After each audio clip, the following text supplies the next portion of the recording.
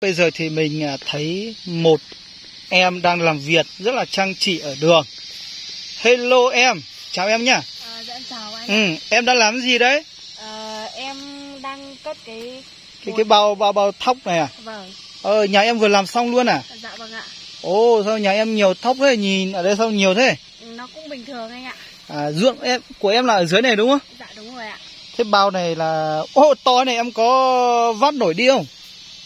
Em chắc không vác nổi, đợi đây để anh ra lấy ạ. Ý là em chỉ có buộc để đây để trong để tí nữa anh trai ra lấy thôi, ra chở đi thôi đúng không? Đúng rồi ạ. Nhà em năm nay được bao nhiêu bao thóc phải em? Năm nay được tầm khoảng 70 ạ. 70, ôi trời ơi nhiều thế cơ à? Nó cũng bình thường ạ. Mọi năm là nó còn được nhiều hơn á. Mọi người nhá, mọi người thấy chưa? Đây là một em gái rất là xinh gái ở trên vùng cao mà rất là chăm chỉ nha. Các bạn thấy không? Cái bao này không phải dạng vừa đâu nha. Cái bao này mình áng chừng là nếu mà đựng thóc thì chắc phải tầm khoảng 200 kg nhá. Thì ở đây thì mọi người thấy chưa? Mà em tên gì vậy?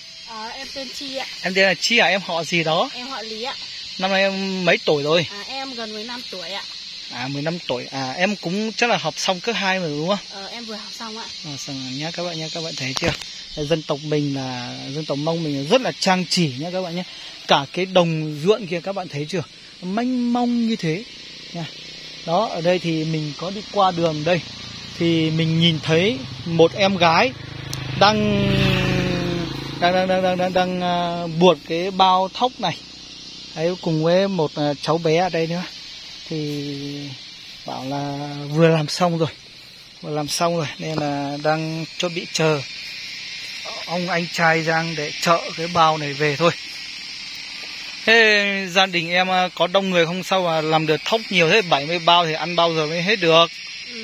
Gia đình em có 7 người. Có 7 người. Vâng ạ, nhưng mà nếu như mà không ăn hết thì nhà em có thể bán đi. Thế thì chủ yếu là nếu mà mình cứ làm để đó không ăn hết thì bán đi thôi đúng không? Đúng rồi ạ. Rồi nha các bạn nha. Thì ở đây thì các bạn thấy chưa?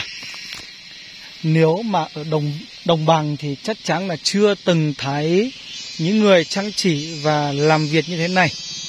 Nhưng mà ở đây thì các bạn thấy chưa? Với đồng bào dân tộc Mông á, rất là chăm chỉ và chất phác nhá.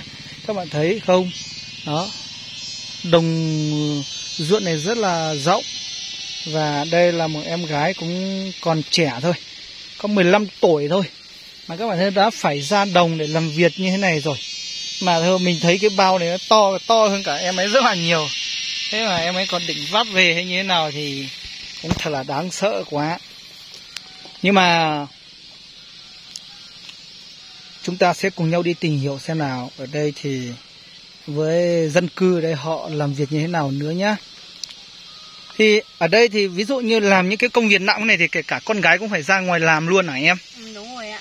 Thế thì phụ được người đàn ông nhiều thứ quá. Anh cứ tưởng là những cái việc nặng như thế này thì chỉ có con trai làm thôi chứ, con gái ở nhà thôi chứ. Không ạ, trên vùng cao bọn em là con gái vẫn phải làm anh ạ. Con gái vẫn phải làm đúng không? Dạ vâng. Nhá các bạn nhá, không sung sướng như ở đồng bằng đâu, ở dưới xuôi đâu nhá. Ở trên vùng cao là không phân biệt nam nữ, cứ làm được là ra đồng mà làm thôi, chứ không phải trông chờ vào ai hết nhá. Đó, này đây là cũng là một chỗ rất là tuyệt vời luôn các bạn ạ. Rồi, xin lo tỏ nó xích. Rồi bây giờ mình sẽ cùng em này đi xem một chút bên này xem nó như thế nào nhá.